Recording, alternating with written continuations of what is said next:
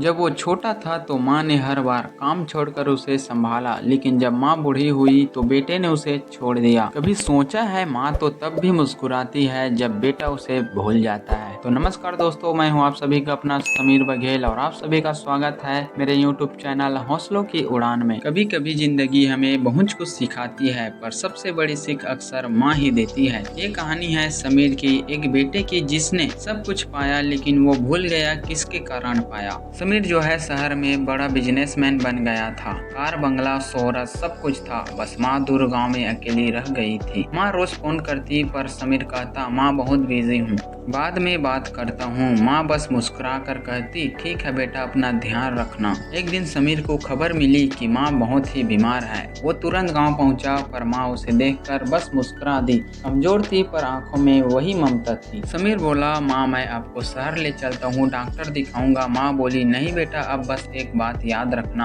माँ ने कांपते हाथों से समीर का हाथ पकड़ा और बोला बेटा, जब तू छोटा था तेरे रोने पर मैं अपना काम छोड़ देती थी।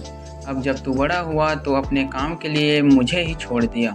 समीर की आंखें भर आई। माँ ने आगे कहा जिंदगी में काम जरूरी है, पर सपनों के लिए वक्त निकालना और भी जरूरी है। अगले दिन सुबह माँ चली गई, लेकिन जाते जाते समीर को एक पुराना लिफाफा दे गई।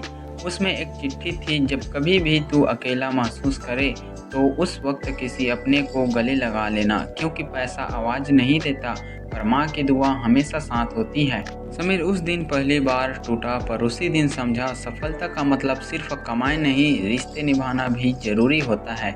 दोस्तों, माँ सिर्फ जन्म नहीं देती, वो हमें जीना सिखाती है। अगर आपकी माँ जिंदा है तो उन्हें आई लव यू कहने में देर मत करो, क्योंकि माँ एक बार जाती है तो फिर सिर्फ यादें लौटती है। माँ की सीख हर बेटी की ताकत बनती है। तो दोस्तों, आज का हमारा ये वीडियो आप लोगों को कैसा लगा मुझे प्लीज़ कमेंट करके ज़रूर बताइएगा। और अगर आप अपने माँ से प्रेम करते हैं, प्यार करते हैं, तो कमेंट में ज़रूर आई लव यू मॉम लिख कर भेजिएगा।